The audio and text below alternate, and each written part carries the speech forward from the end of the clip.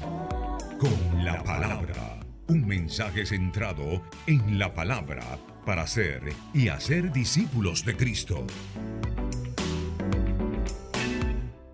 Mis hermanos, a veces pensamos que la realidad del pecado es más preocupante cuando la vemos expresada en los delincuentes, en aquellos de corazones depravados. Pero en verdad, la realidad más preocupante del pecado es que el pecado, como dice el doctor Lloyd Jones, nos puede acompañar aún hasta la presencia de Dios. Dice el doctor Lloyd Jones que a veces nosotros pensamos que la peor expresión del pecado, la peor realidad del pecado es cuando vemos a un ebrio tirado en la calle y decimos, mira lo que hace el pecado del ser humano. Pero dice el doctor Lloyd Jones de que esa no es la expresión más difícil del pecado, es una expresión difícil. Él dice que la expresión más difícil del pecado es cuando vemos a una persona de bien, a un hombre religioso, a un hombre moralista, a un hombre que busca de Dios, un siervo de Dios, que cuando se presenta delante de Dios, aún allí el pecado le es pernicioso. Aún allí el pecado le es un desafío. Aún allí el pecado nos agobia. Porque de pronto podemos caer en una práctica pecaminosa haciendo algo pío, haciendo algo piadoso, haciendo algo de la vida cristiana. Y por eso es que Jesús dice a sus discípulos, cuidado con el orgullo religioso, y nos lo expresa en el capítulo 6 del Evangelio según Mateo, cuando nos dice, guardaos, versículo 1, de hacer vuestra justicia delante de los hombres para ser vistos por ellos. De otra manera no tendréis recompensa de vuestro Padre que está en los cielos. Guardaos de hacer vuestra justicia delante de los hombres para ser vistos por ellos. Mis hermanos, es una situación bastante delicada y este es un pasaje que en lo personal me ha hecho reflexionar mucho, me ha preocupado bastante. ¿Por qué? Porque a veces uno piensa que puede estar haciendo algo correcto, algo puro, algo sano, algo bien, pero aún allí uno tiene que estar muy cuidadoso porque fácilmente nos deslizamos a hacer las cosas para recibir la aceptación de los demás. Y no quiere decir que no vamos a buscar el nosotros ser de ejemplo a los demás, porque ya el Señor nos lo ha dicho, de que nosotros somos sal y luz, de que nuestras buenas obras deben ser vistas por los demás. Pero no es ese el motivo por el cual debemos hacer nuestras buenas obras. Jesús nos dice aquí que nosotros debemos cuidarnos. Y por eso es que quiero volver a remarcar en el capítulo 5 de Mateo, versículo 20, cuando Jesús nos dice que nuestra justicia debe ser mayor que la de los escribas y fariseos. ¿Y por qué Jesús nos dice eso? Porque precisamente los escribas y fariseos, en primer lugar, vimos en los pasajes anteriores todas sus enseñanzas erróneas, enseñanzas que aún eran basándose en la ley de Moisés, en el Antiguo Testamento, pero lo habían tergiversado, lo habían mutilado, lo habían acomodado a su pecaminosidad. Pero no solo eso, Jesús también da la advertencia de que nosotros no debemos dejarnos guiar por la manera como ellos actúan. Guardaos de hacer vuestra justicia delante de los hombres para ser visto por ellos. Y aquí no solamente Jesús da la advertencia de que no debemos dejarnos guiar de la práctica pecaminosa de los escribas y fariseos en la tergiversación de la palabra de Dios, sino también que no debemos dejarnos guiar de los hipócritas. Guardaos de hacer vuestra justicia, nuestra vida piadosa, para ser vistos por los demás. Mis hermanos, guardaos significa que debemos tener mucho cuidado, tratar por todos los medios, hacer todo el esfuerzo. Y yo diría, estar bien sobrios, estar pendientes de no hacer las cosas buscando agradar a los demás, que no estemos haciendo nuestra vida cristiana, como vamos a ver más adelante, las virtudes cardinales presentadas por los judíos, como es la oración, como es la limosna, el dar al necesitado, como es el ayuno. Que no sea nuestro norte conseguir aprobación de los demás, ni siquiera de nosotros mismos, sino que nuestro interés sea el de nosotros agradar a Dios. Que nuestra justicia, refiriéndose a nuestras buenas obras, a nuestra vida piadosa, no sea para agradar a las personas, no sea para nosotros agradar a los demás. Ahora bien, ¿quiere decir esto que nosotros no debemos hacer nuestra vida piadosa en público? ¿Está prohibiendo Jesús de que nosotros hagamos nuestra vida piadosa en público? No, no es eso, mis hermanos. No es eso lo que Jesús está haciendo, porque de hecho el mismo Jesús es que nos manda en 5:16 de Mateo, en este mismo contexto del Sermón del Monte, de que nosotros debemos ser sal, de que nosotros debemos ser luz, de que en el 5:16 dice: así alumbre vuestra luz delante de los hombres, para que vean vuestras buenas obras y glorifiquen a vuestro Padre que está en los cielos. Sí se pueden hacer esas cosas. El problema no está en las cosas que hagamos, el problema no está si las hacemos en público o privado, el problema está en la intención del corazón. Y por eso es que el Señor sigue diciendo: de toda cosa guardada, Proverbios 4:23, como leíamos, guarda tu corazón, cuida tu corazón. Debemos estar examinándonos constantemente, debemos estar pidiendo a Dios que nos examine, porque a veces nosotros no somos capaces de examinarnos a nosotros mismos. A veces nosotros pensamos que estamos haciendo las cosas bien por las intenciones correctas, y de pronto nos sorprendemos a nosotros mismos con una reacción incorrecta. ¿Por qué? Porque teníamos una intención incorrecta.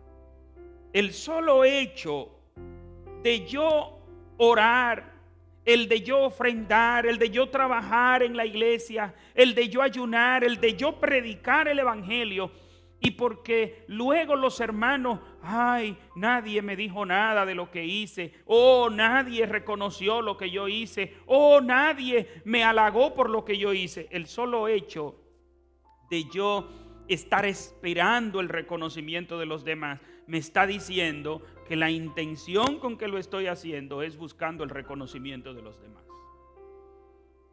¿Quiere decir que está mal que los demás reconozcan el trabajo que yo hago? No, no está mal. De hecho, es lo correcto, es lo que manda la Biblia. No debáis a nadie nada, al que honra, honra. Y también luego el apóstol Pablo dice que debemos reconocer a los que trabajan en el Señor. No está mal de que la iglesia reconozca, los hermanos reconozcan el trabajo que hacen sus líderes. No, no está mal. Lo que está mal es que el líder se resienta por no recibir ese reconocimiento, porque entonces eso da a entender que él está trabajando para ser reconocido, y automáticamente está mal. Fíjense, hermano, lo delicado que es esto.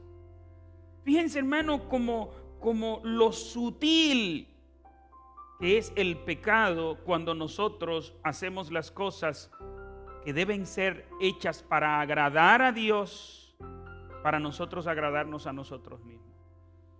Por eso yo quiero leer aquí cuando el salmista está diciendo: Señor, líbrame de esos errores, de esos pecados que me son ocultos.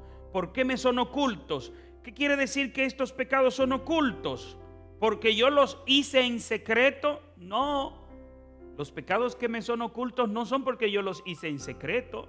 Yo pude haberlo hecho muy íntimamente, muy en secreto, y tenerlo muy pendiente en mi mente y saber muy bien que obré mal. Son esos pecados que yo ni siquiera me doy cuenta.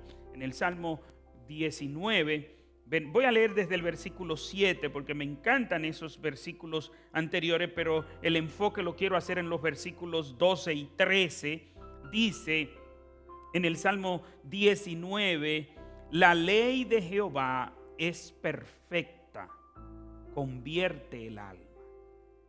El testimonio de Jehová es fiel, hace sabio al sencillo. Los mandamientos de Jehová son rectos, alegran el corazón. El precepto de Jehová es puro, alumbra los ojos. El temor de Jehová es limpio, permanece para siempre. Los juicios de Jehová son verdad, todos justos. Deseables son más que el oro, más que mucho oro refinado, y dulces más que la miel, la que destila del panal. Tu siervo es además amonestado con ellos. En guardarlos hay gran recompensa. El salmista está consciente de la gran bendición que es la palabra de Dios para su vida, y habla como alguien que tiene un vasto conocimiento de la palabra de Dios. Pero además habla como alguien que cumple esos mandamientos, se deleita en esos mandamientos, a grado tal que puede decir que los mandamientos de Dios son dulces. Mire, mis hermanos, a veces uno está analizando algunos mandamientos bíblicos y uno dice: wow, yo tengo que hacer eso. Hay para personas que el mandamiento de Dios les resulta como un trago amargo, como un paso difícil, como una situación engorrosa. Sin embargo, para el salmista, él dice que los mandamientos de Dios son más deseables que el oro para él. Más que mucho oro afinado, refinado, y dice: y dulce más que la miel, la que destila del panal. Es ese mismo salmista que dice en el versículo 12: ¿quién puede discernir sus propios errores? Líbrame de los que me son ocultos. Ese salmista que se deleita en la palabra de Dios, que cumple la palabra de Dios, que la palabra de Dios le resulta más dulce que la miel, es el mismo salmista que admite, reconoce que él tiene pecados ocultos. ¿Porque él se lo está ocultando a algunas personas? No, porque aún para él son ocultos esos pecados. Pecó y ni cuenta se dio. Sigue diciendo en el versículo 13: preserva también a tu siervo de la soberbia, que no se enseñoreen de mí. Entonces seré íntegro y estaré libre de gran rebelión. El salmista que conoce el mandamiento de Dios, que se deleita en el mandamiento de Dios, que practica el mandamiento de Dios, le suplica a Dios que lo libre de esos pecados que le son ocultos, pero también le suplica a Dios que lo preserve de la soberbia. Mis hermanos, esa debe ser una de nuestras peticiones constantes. Padre, presérvame de la soberbia. Padre, no permitas que me enaltezca. Ustedes recuerdan el caso de Pablo cuando oró en las 3 ocasiones, según nos cuenta en la segunda carta a los Corintios. Nos dice que oró en 3 ocasiones. ¿Y qué le dijo el Señor? Bástate mi gracia, porque mi poder se perfecciona en la debilidad. A él le había sido dado un aguijón que lo abofeteaba en público. Es decir, era algo que a él lo humillaba. ¿Para qué? Para que no se enalteciera. Fíjense que una manera de Dios preservar al apóstol Pablo era a través de ese sufrimiento. Y por eso es que el salmista dice: preserva también a tu siervo de la soberbia. Y yo tengo que pedirle a Dios: Padre, presérvame de la soberbia, porque yo no tengo la capacidad de preservarme a mí mismo.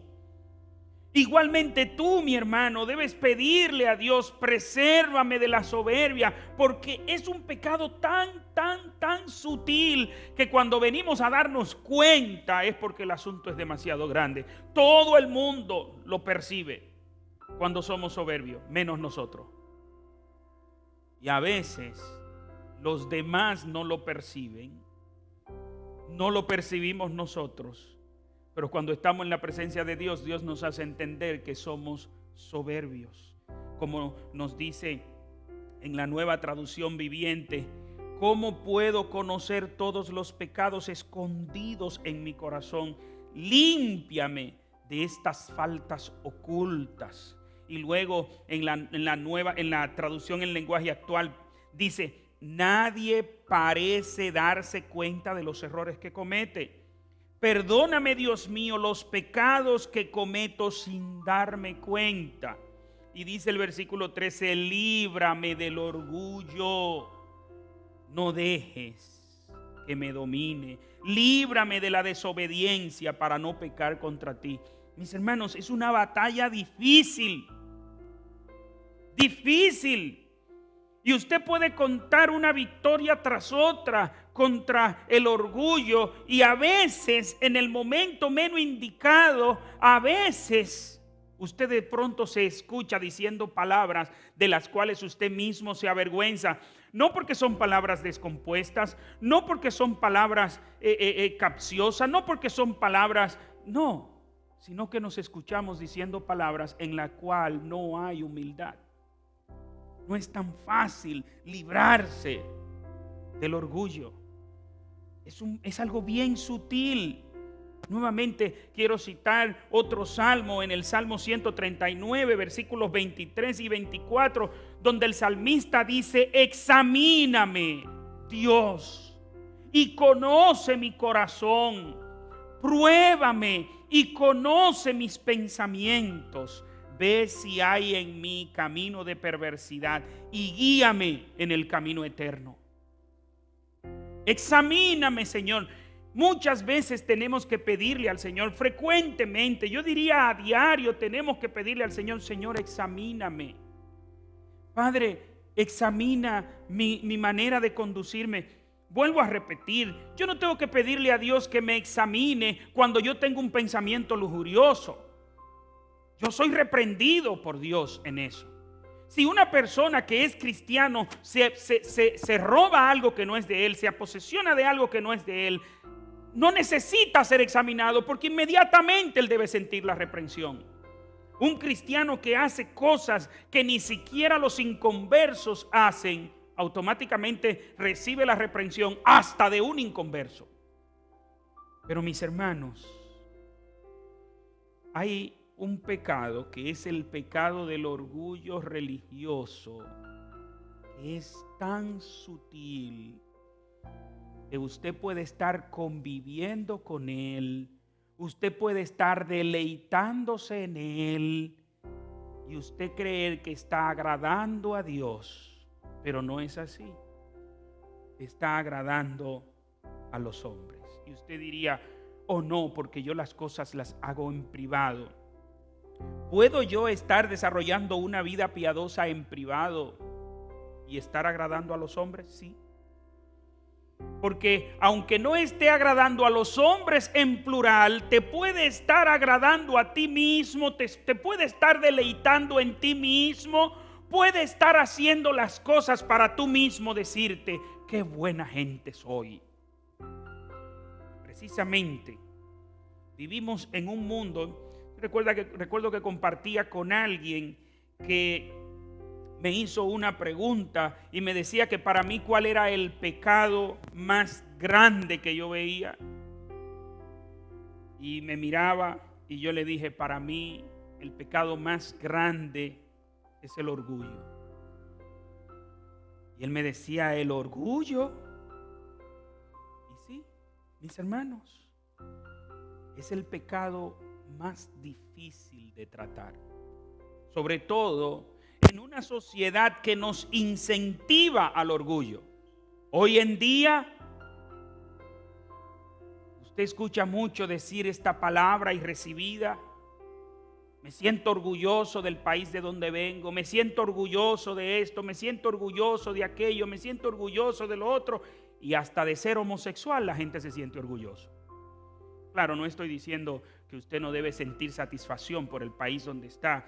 Lo que pasa es que fácilmente pasamos de algo que es usted sentirse satisfecho por usted decir, yo me siento agradecido de Dios por ser del país de donde soy, me siento satisfecho con ser del país de donde soy, pero ese decir, me siento orgulloso, nos lleva precisamente a terminar sintiéndonos orgullosos.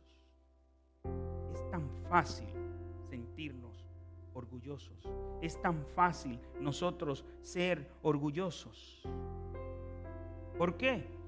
Vuelvo a repetir, esta condición humana que nos lleva tan fácil a pecar. Guardaos, mis hermanos, guardaos. Y no solo te guardes tú, guárdame a mí también. Ayúdame, si tú me ves en una actitud arrogante, si tú me ves que estoy más preocupado por lo que diga la iglesia, por lo que digan los hermanos, si tú me ves que estoy más preocupado en que la iglesia se llene de personas, no porque el reino de Dios se ha ensanchado, sino para que digan que yo pastoreo una iglesia grande, ora por mí y repréndeme, por favor. Porque es tan fácil. De pronto yo puedo estar haciendo cosas piadosas, que es la práctica que estaban haciendo los fariseos, haciendo prácticas piadosas, pero con intenciones impías, con intenciones de orgullo, con intenciones de ser reconocidos por los demás. ¿Qué me mueve a estudiar la Biblia? Mis hermanos, yo entiendo, fíjense cómo dice el salmista en el Salmo 19, ese conocimiento que él tiene de la palabra de Dios, ese obedecer la palabra de Dios. Pero una persona puede estar estudiando la Biblia solo para contender con los demás, solo para aplastar a los demás cuando habla. Hay personas, y eso uno lo ve bastante ahora en las redes sociales, como un hermano que por ingenuidad comete un error al citar una porción bíblica. Usted puede por ingenuidad cometer ese error. Y agarran y le hacen ver su error, pero de una manera despiadada. Y el hermanito pecó por citar mal una porción bíblica, por quizás interpretar mal una porción bíblica, y el que lo corrige entonces peca de orgullo. ¿Por qué? Porque usted lo ve con la hazaña con que corrige al otro. No es con amor. Y mire cómo algo que es sumamente importante, como el usted conocer la palabra de Dios, Dios le dice a Josué en el capítulo 1, versículo 8, nunca se apartará de tu boca este libro de la ley, sino que de día y de noche meditarás en él para que guardes y hagas conforme en él está escrito. Versículo 9, entonces harás prosperar tu camino y todo te saldrá bien. Fíjense cómo, mis hermanos, entonces algo tan maravilloso que Dios nos manda a que nos ocupemos, a que con toda diligencia, como le dijo el apóstol Pablo a Timoteo, que con toda diligencia, con todo empeño, conozca la palabra de Dios, predique la palabra de Dios, practique la palabra de Dios. Hasta eso nos puede hacer a nosotros orgullosos. Podemos ser orgullosos de la manera como oramos, podemos ser orgullosos de la manera como evangelizamos. Podemos ser orgullosos de nuestro tiempo en la iglesia. Hay personas que creen que tiempo en la iglesia es sinónimo de madurez espiritual, y usted lo ve que están muy satisfechos de su tiempo en la iglesia. No está mal el que usted tenga tiempo en la iglesia, Ojo, ninguna de esas prácticas que hacían los fariseos Jesús está diciendo que esté mal. Jesús lo que está diciendo que está mal es cuando lo hacemos para agradar a los hombres, para ser vistos por los demás, para recibir de los demás reconocimiento. Guardaos, mis hermanos. Todo lo que hagamos, lo hagamos de cara a nuestra relación con Dios. Que todo lo que hagamos, lo hagamos para agradar a Dios. Que Dios sea nuestro norte, que en nuestra mente esté Dios. Y por eso dice, de otra manera no tendréis recompensa de vuestro Padre que está en los cielos. En todo momento es Dios. No hay otro enfoque que el creyente deba tener. No hay otras cosas que el creyente deba tener en su mente. Solo debe tener en mente a Dios. Y claro, aquí nos habla de la recompensa. Ustedes recordarán que ya hemos hablado de todo esto. De hecho, todo lo que yo he dicho en el día de hoy, lo que estoy haciendo es repitiendo donde nos quedamos en el último sermón, para que se refresque nuestra mente.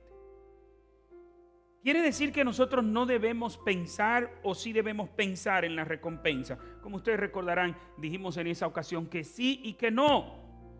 Que no en el sentido de que usted no debe hacer la vida cristiana, no debe dedicarse a la vida piadosa solo pensando en la recompensa.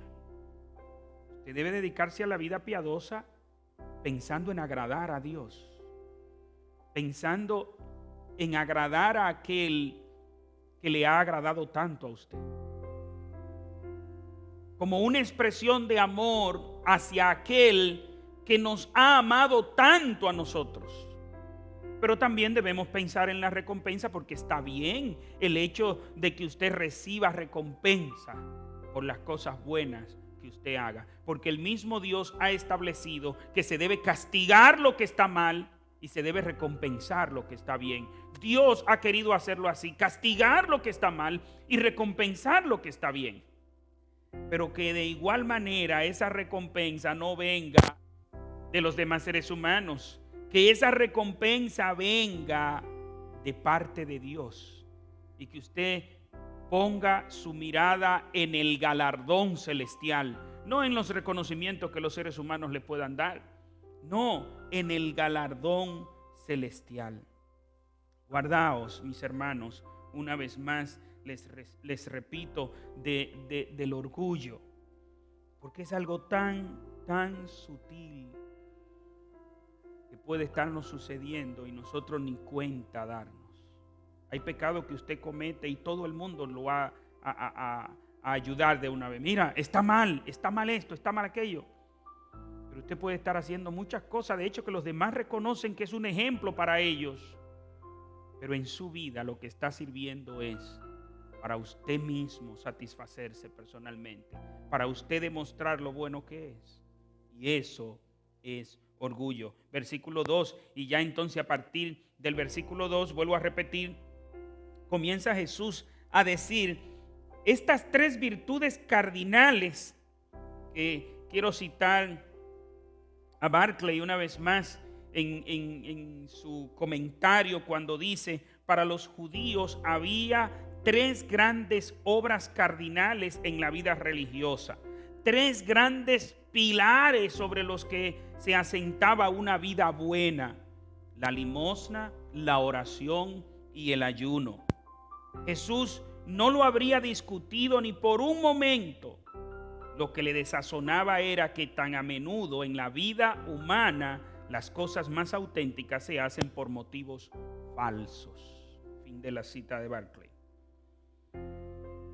Por eso es que Jesús entonces enfoca estas tres virtudes, no para que no la hagamos, no para que no la hagamos en público, sino para que no lo hagamos con la intención que lo hacen los religiosos, los hipócritas. Y dice versículo 2: cuando des algo a los pobres, No llames la atención de todo el mundo como hacen los hipócritas en las sinagogas y en las calles. Lo hacen para que los demás hablen bien de ellos. Les digo la verdad, con eso ellos ya tienen su recompensa. Cuando pues des limosna, y claro está, hoy en día la palabra limosna no significa lo que significaba en ese entonces, porque hoy en día limosna son los 2 centavos que usted le da al pordiosero, son las moneditas sencillitas que usted le da al mendigo. Limosna en los tiempos bíblicos es aquello con lo que usted ayuda a los demás y que no es precisamente una migaja, es compartir tu pan con el hambriento, no es dar migajas. Cuando Jesús habla de limosna allí, no es el mismo concepto que nosotros tenemos hoy en día. Y en el pueblo judío no se tenía ese problema, ni se tiene ese problema. Los judíos son generosos al dar porque ellos reconocen la gran bendición que eso trae. Y aún sean judíos no muy, vamos a decirnos, muy piadosos, en ese sentido no hay problema para ellos, porque ellos saben que ellos dan y Dios los bendice, que mientras más usted da, Dios más lo bendice. Pero ¿qué dice el Señor? Cuidado de que cuando des limosna, no es que si la va a dar, no es si en dado caso un día tú te ves en la necesidad de dar limosna, no. Es que Jesús da por hecho de que nosotros debemos dar a los necesitados. Cuando lo hagas, no es si algún día lo haces, no, cuando lo hagas. ¿Qué dice? No hagas tocar trompeta delante de ti. No haga que eso se sepa, hacer alarde y esas cosas, como hacen los hipócritas. Ni siquiera dijo los fariseos, le dijo hipócritas directamente.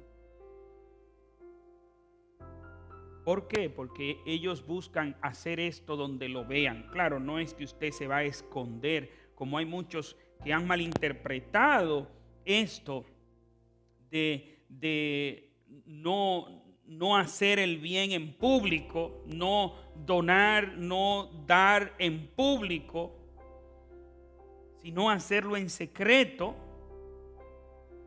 Pero no es hacerlo en público lo que Jesús está sancionando. Lo que Jesús está sancionando es la intención del corazón. ¿Y cuál es la intención del corazón? Ser visto por los demás. Cuando pues des limosna, no hagas tocar trompeta delante de ti, como hacen los hipócritas en las sinagogas y en las calles, para ser alabados por los hombres. Ahí es donde está el problema. Para ser alabados por los hombres. Versículo 3, pero cuando tú des limosna, no sepa tu izquierda lo que hace tu derecha. Y vuelvo a repetir, esto no puede ser literalmente, porque literalmente las manos no tienen conciencia de lo que hacen, la conciencia la tenemos nosotros. Lo que está diciendo es, hazlo para Dios, ni siquiera para ti. Y ustedes recordarán que hablábamos de eso. Que hay personas que pueden dar en secreto, pero ellos no lo tienen en secreto, ellos lo tienen pendiente. ¿Para qué? Para reclamar en el momento en que les sea necesario. Pero ¿qué nos dice el Señor? No lo hagas de esa manera. Mis hermanos, ahí nos quedamos en la última prédica de esta serie. Es decir, en el día de hoy lo que hemos hecho es un resumen de nuevo para reubicarnos donde nos quedamos. Y ahora voy solo brevemente, porque el tiempo ha avanzado, con el tema de la oración. La segunda virtud que el Señor enfoca es la oración. Cuando ores, versículo 5, no seáis como los hipócritas, porque ellos aman el orar de pie en las sinagogas y en las esquinas de las calles para ser vistos de los hombres. De cierto os digo que ya tienen su recompensa. Nuevamente, mis hermanos, aquí Jesús no está diciendo, si es que ora, si alguna vez tú sientes orar, no. Jesús está dando por sentado de que vamos a orar cuando ores.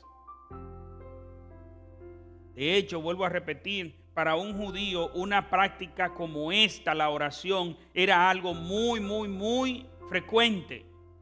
A los judíos no había que decirle que tenían que orar, no había que convencerlo de que debían orar. Era una práctica muy cotidiana para ellos. Y no es como en el caso de nosotros. Los judíos oraban en la mañana, en la tarde y en la noche. Por eso, cuando vemos que esa práctica que ellos tenían era de que a la hora pactada, donde quiera que ellos estuvieran, oraban. Trataban de que llegara al templo. Si no podían llegar al templo, llegar a la sinagoga. Si no podían llegar a la sinagoga, donde ellos estuvieran, se paraban y oraban. En la mañana, en la primera hora de la mañana, las 6 de la mañana. Luego a la hora sexta, al mediodía. Y a la hora novena, las 3 de la tarde. ¿Qué hacían ellos? Donde quiera que eso le pasaba. Quiero citar nuevamente a Barclay en este sentido, y dice: cuando uno empieza a pensar más que en qué decir, en cómo decirlo, se muere la oración en los labios. El último fallo que Jesús les encontraba a algunos de los judíos era que hacían las oraciones para que la gente los viera. El método judío de la oración facilitaba el que se cayera en la ostentación. Los judíos oraban de pie, con los brazos extendidos, las palmas de la mano hacia arriba y hacia adelante, e inclinaban la cabeza. Usted podía encontrar a una persona en medio de la calle en esta posición. ¿Por qué? Porque estaba orando. Si era en el templo, si era en la sinagoga, y esa práctica ya ellos en cualquier lugar lo hacían. ¿Para qué? Para que vieran su vida de oración. O mejor dicho, para agradar a Dios. No, para que vieran su vida de oración. Tomaban esa pose. Y es probable que en un momento, si estaban orando en secreto, quizás nada más estaban pensando: me estarán mirando. Y si estaban orando con voz audible, entonces comenzaban a entresacar las palabras más elaboradas. ¿Para qué? Para que el que lo escuchara supiera ese verbo excelente, esas palabras excelentes con las que esa persona se comunicaba con Dios. Eso no era orar. Eso no era orar. Y voy a leer los versículos 5 y 6 para dejarlo hasta ahí por hoy y continuar el domingo siguiente. Dice: y cuando ores, no seas como los hipócritas, porque ellos aman el orar en pie en las sinagogas y en las esquinas de las calles, para ser visto de los hombres. De cierto os digo que ya tienen su recompensa.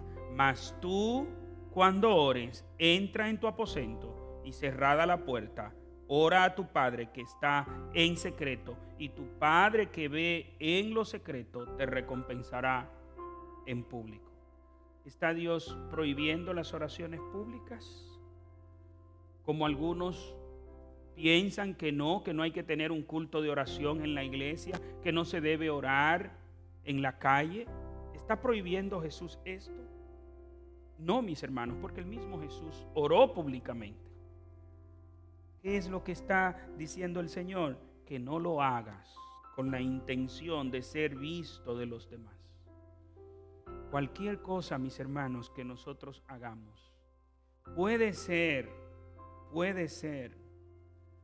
una práctica pía, una práctica piadosa, puede ser una de las virtudes de la iglesia, puede ser una práctica lo más hermosa si usted la hizo con intenciones de recibir halagos, si usted la hizo con intenciones de que los demás vean, ya no está sirviendo para nada bueno, porque el pecado del orgullo está infiltrando. Oremos. La Iglesia Bautista, la Palabra, transformando vidas, presentó Con la Palabra, un mensaje centrado en la palabra para ser y hacer discípulos de Cristo.